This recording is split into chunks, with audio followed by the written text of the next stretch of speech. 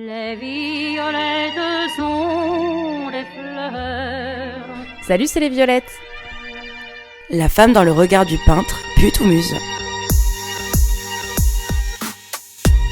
J'ai toujours été passionnée par l'art, donc le sujet des peintres était une évidence pour moi comme premier épisode de notre podcast. Je pense qu'il est vraiment important de mettre en lumière toutes ces femmes qui ont participé à la vie des peintres qu'on connaît, et surtout de la relation qu'ils entretenaient avec les femmes, qui n'était pas forcément le meilleur exemple à suivre. Et en plus, quand Cynthia elle m'a dit Putumus, ça m'a tout de suite parlé parce que on voit souvent des femmes magnifiques qui sont peintes quand on va dans les musées. Mais en fait, les femmes à l'époque, c'était pas des êtres comme les hommes, c'était des sous-êtres, donc des putes ou des muses.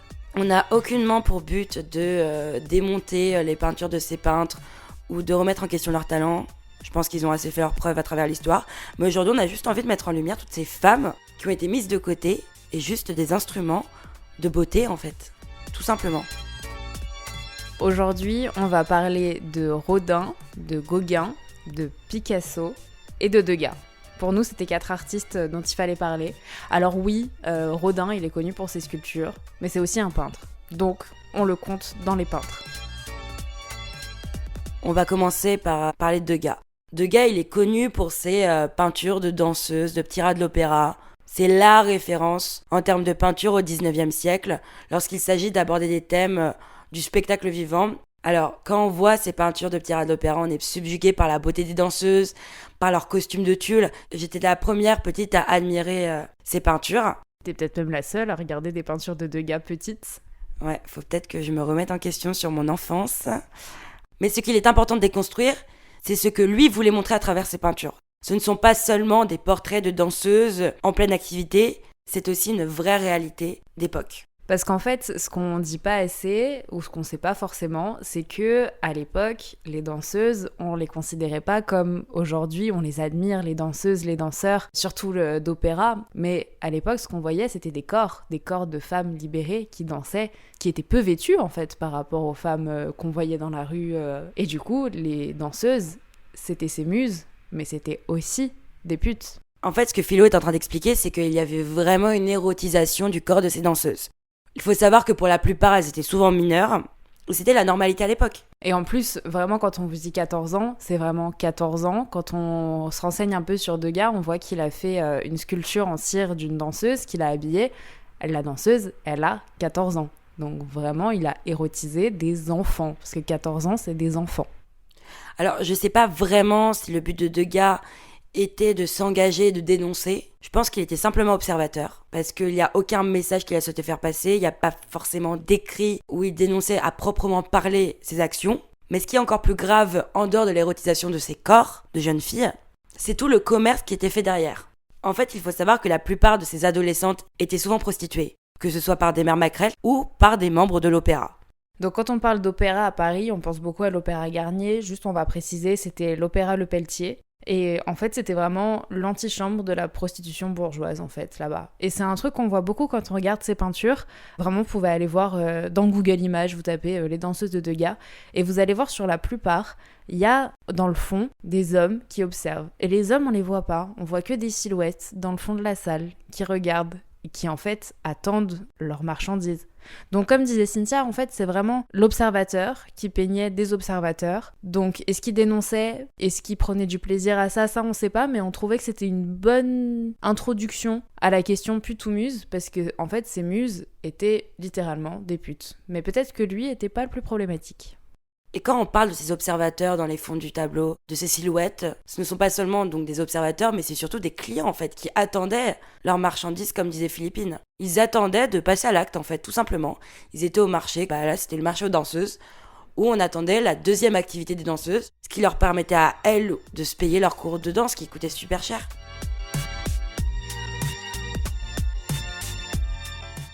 Donc on a parlé de l'observateur, maintenant on va parler d'un artiste qui finalement est passé à l'acte et a détruit la vie de au moins 2 femmes. C'est Rodin. Donc Rodin, comme on l'a dit, c'est un sculpteur, mais c'est aussi un peintre. Donc pour nous, il comptait dans les peintres. Rodin, c'est l'un des plus grands sculpteurs et peintres de la fin du 19e siècle et du début du 20e siècle. Tout le monde le connaît, il y a le musée Rodin. Même sans connaître ses créations, on connaît son nom.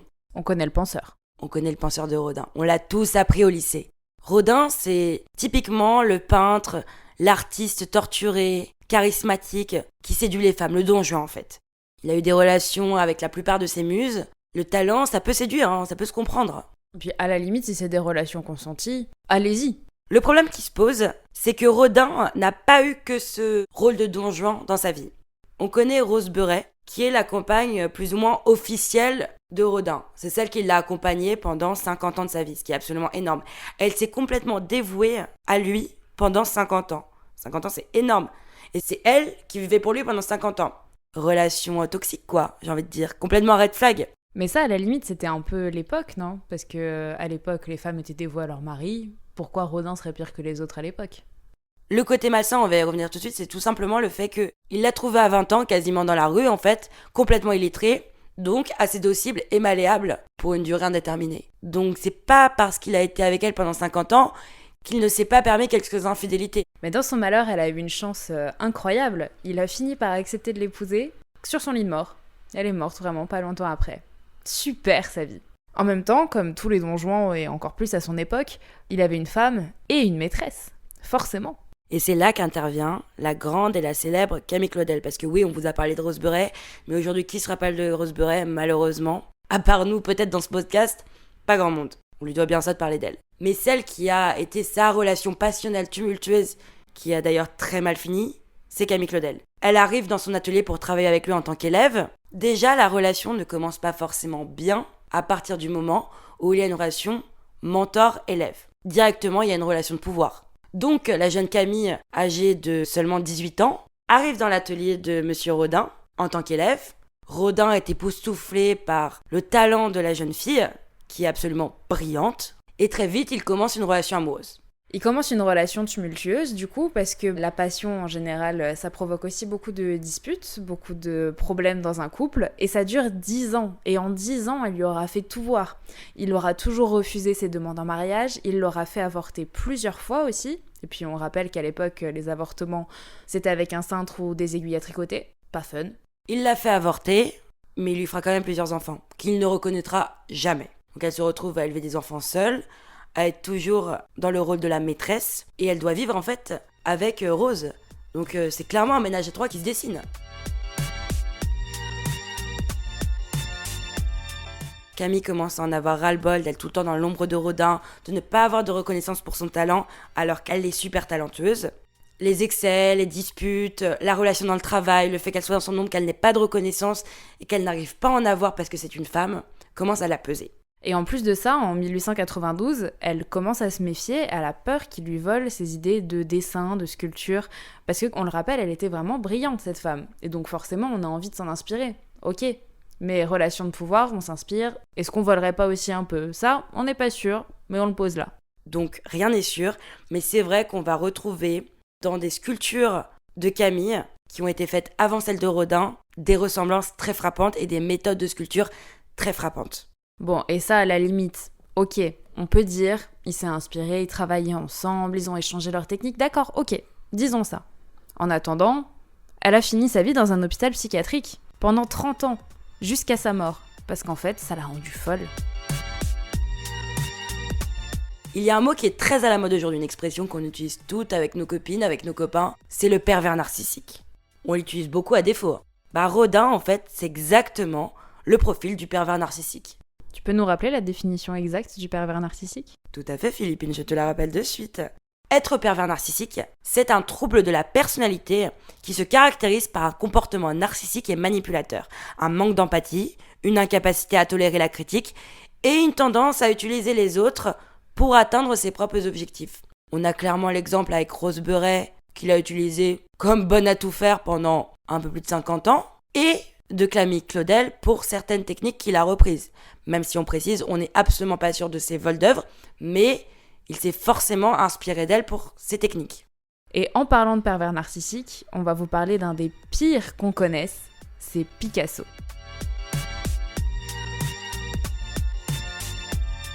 Alors Picasso, on n'a pas trop besoin de vous le présenter. Globalement, vous connaissez ses œuvres. On a tous vu Guernica en histoire de l'art. On a tous même essayé de faire comme Picasso quand on était petit sur une peinture avec de la peinture de toutes les couleurs, des carrés, des ronds, de la couleur. Ah, c'est un Picasso. Bon, il a révolutionné un mouvement artistique, oui. Mais il n'a pas fait que ça. Commençons par une grande et belle citation féministe de Picasso. Il y a 2 types de femmes, les déesses et les paillassons. Ça donne un peu une idée du personnage. Donc je pense que c'est une belle intro. Picasso, tout comme Rodin, a été un immense don Juan. On connaît la réputation qu'il avait avec les femmes. Il a enchaîné les maîtresses toute sa vie, il a eu énormément de femmes, il a eu énormément d'enfants. Mais en fait, quand on dit il a eu, je crois qu'on peut le prendre au sens propre en fait. Il les a possédés. On va vous parler de sa femme, Olga Koklova. Donc elle, c'était sa vraie femme, ils étaient vraiment mariés, ils ont eu un enfant ensemble. Bon, elle a juste arrêté sa carrière pour lui, parce que, en fait, c'était classique à l'époque. Mais, comme Rodin, il a eu une maîtresse. Ok, passons là-dessus aussi. Marie-Thérèse Walter. Il avait 45 ans quand il l'a rencontrée, elle en avait 17. Et il l'a pas rencontrée dans un café, autour d'une discussion, non, dans la rue, il la croise, il la chope par le bras, et il lui dit qu'il veut que ce soit sa muse. Elle, pas le choix, 17 ans, ok, ça devient sa muse, ça devient sa maîtresse. Classique. Sauf que pour avoir sa maîtresse à côté de lui pendant ses vacances avec sa femme et son fils, il lui paye une colo à côté de là où il part en vacances. Une colonie de vacances. Normalement, c'est pas plutôt nos parents qui nous payent des colonies de vacances ? Et puis à un moment de sa vie, Picasso a décidé de se matérialiser dans ses peintures. Il a donc commencé à peindre des peintures de Minotaure, où il se mettait en scène en étant violent avec des femmes, en les violant carrément. Hein. Et ces peintures, il en a fait une 50aine en fait. Qui s'appelle littéralement le viol. Mais continuons, tout est normal. Donc vous l'avez compris, Picasso, il avait des pulsions animales, donc des pulsions de viol. Mais c'était pas seulement des pulsions qu'il exprimait dans sa peinture, hein, parce que dans une interview à la radio de sa maîtresse Marie-Thérèse Walter, c'était longtemps après, elle a dit, mot pour mot, quand Picasso arrivait, d'abord il violait la femme, après on travaille. Donc en fait, son travail, c'était d'être allongée, gisante sur le lit où elle venait de se faire violer, et d'être peinte par Picasso, qui l'a trouvée finalement magnifique et digne d'être peinte dans ce moment-là, après l'avoir détruite, en fait. Et tout ça sans parler du nombre de peintures qu'il a fait de femmes en pleurs, où il les trouvait magnifiques. Pour lui, c'était ça la beauté de la femme, c'était une femme détruite, et encore plus à cause de lui. Après cette magnifique et romantique relation avec Marie-Thérèse Walter, Picasso rencontre Dora Maar, au même moment où il peint Guernica.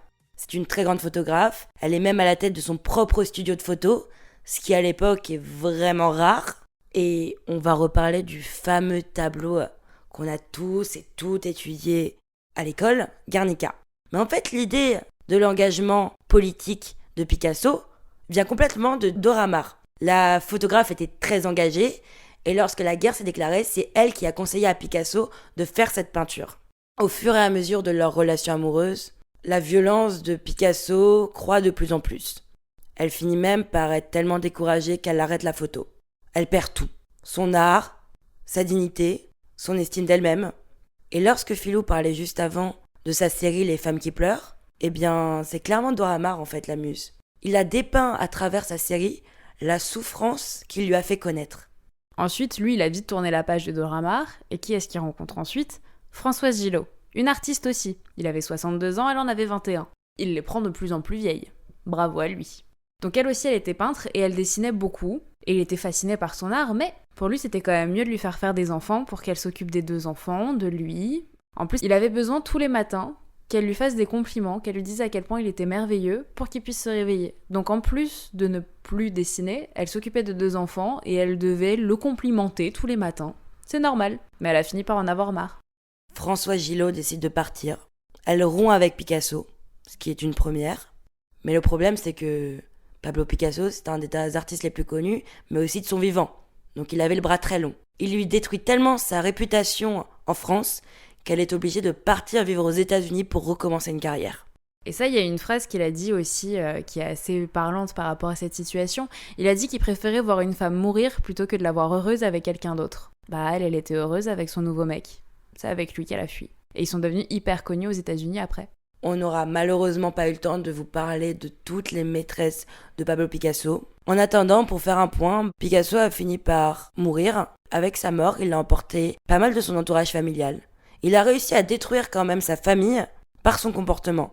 Son petit-fils a avalé une bouteille d'eau de Javel. 2 de ses femmes se sont pendues ou se sont tirées une balle dans la tête. En gros, c'était pas quelqu'un de très bien. Mais vu qu'on va vers le pire, parlons de Paul Gauguin. Pareil, Paul Gauguin, dans l'imaginaire collectif, c'est ce passionné de voyage qui a peint des Vainés. Bien que cette passion ne soit pas malsaine, on peut le considérer uniquement comme un esthète pour le moment, son rapport aux femmes là-bas a été plus que pervers. Donc pour remettre un peu dans le contexte, il est parti en 1891 à Tahiti, il est resté pendant plusieurs années et bah oui, bien sûr, il a laissé femmes et enfants en France métropolitaine. On adore. Pendant cette période, il a eu des relations sexuelles avec des jeunes filles tahitiennes et la plupart d'entre elles étaient mineures. Quand je dis mineures, encore une fois, je parle de jeunes filles âgées de seulement 13 ans. Le peintre a même épousé 2 d'entre elles et eu des enfants avec celles-ci. Des enfants avec des enfants du coup. Donc elles n'avaient pas tellement le choix et puis en plus, là on parle d'un homme blanc qui arrive dans une île qui n'est pas aussi développée que la France métropolitaine à l'époque. Il est plus âgé, il est talentueux, il est vraiment en position de pouvoir parce que c'est un homme blanc dans les colonies françaises, tout simplement. Alors quand on est un homme blanc dans les colonies françaises au 19e siècle, pourquoi ne pas en profiter ? Franchement, du coup il s'est bien servi, hein. Il a clairement alimenté ses pulsions pédophiles, tout simplement. Et donc si on parle plus simplement juste de ses peintures et pas de son comportement, vous allez dans Google Images, vous tapez Gauguin, vous voyez ses peintures, elles sont magnifiques, elles sont colorées. Les femmes, elles sont quand même très érotisées. Mais en fait, c'était ses enfants, ses jeunes enfants de 14 ans qui peignaient. Il érotisait des jeunes filles qui n'avaient pas encore fait leur puberté quand même. Et même pendant l'ère MeToo, ce qui est génial, c'est qu'en 2017, Édouard Deluc sort un film sur le voyage du peintre à Tahiti. Et donc ce super réalisateur décide de faire jouer Gauguin par Vincent Cassel, qui a un rapport très sain avec les jeunes filles aussi. Pour rappel, sa femme, elle est vraiment beaucoup plus jeune que lui, c'est pour ça qu'on dit ça.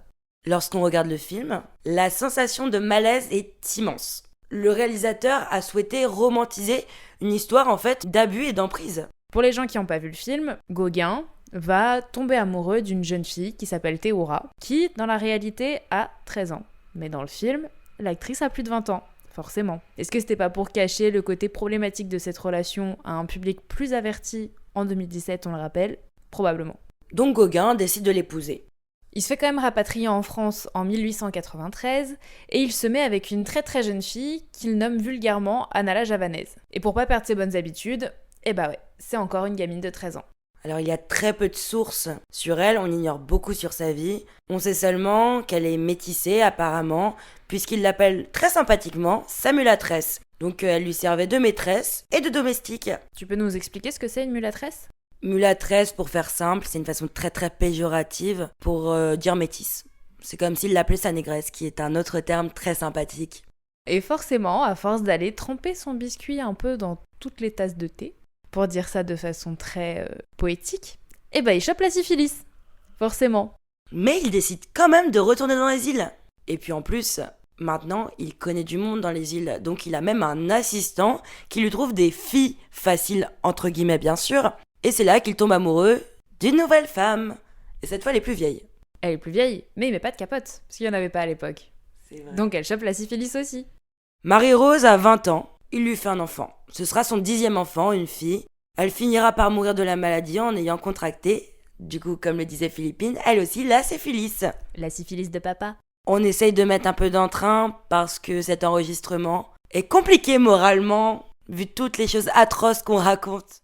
Donc pour revenir sur notre ami Vincent Cassel qui a joué le rôle de Gauguin, on lui a quand même fait la réflexion que finalement Théora n'avait pas 20 ans mais bien 13 ans. Lui, il a trouvé ça très judicieux de dire, mot pour mot, 13 ans à l'époque, c'est peut-être pas 13 ans aujourd'hui. Certes, c'était archaïque, c'était complètement fou, mais c'était comme ça.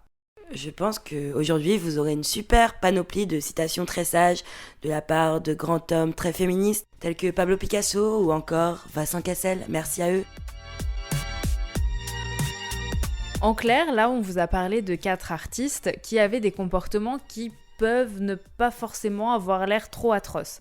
Avoir une maîtresse, avoir une relation toxique, finalement, ça peut être complètement involontaire et c'est encore ce qu'on fait aujourd'hui. On est d'accord. Mais ce qu'il faut mettre en avant, c'est que chacun de ces artistes était vraiment quelqu'un lorsqu'il rencontrait ces femmes. Ils avaient tous une figure plus puissante qu'elles. On remarque aussi qu'elles étaient toutes plus jeunes, donc en position de faiblesse. Et là, je parle même pas du côté pédophile, bien sûr. Et enfin, ce qu'il faut rappeler, c'est que les différentes époques qu'on a évoquées, c'était des époques un peu lointaines quand même, où la place de la femme n'était pas du tout la même qu'aujourd'hui. Déjà aujourd'hui, il y a encore des choses à changer, mais à l'époque, elles n'avaient pas du tout de liberté. Donc en fait, quand on était avec un homme à cette époque, on n'avait pas le choix, on restait avec. Encore en France, ce n'est plus toujours le cas, mais il faut quand même penser à ces femmes à travers le monde qui subissent encore les mêmes méthodes qu'on pratiquait à l'époque. Voilà, cet épisode des Violettes est terminé, et si vous l'avez aimé, n'hésitez pas à nous laisser une note et un commentaire. Et pour en apprendre encore plus sur les femmes, l'histoire et les femmes dans l'histoire, rendez-vous sur notre Instagram et sur notre TikTok. C'est @lesviolettespodcast. À bientôt!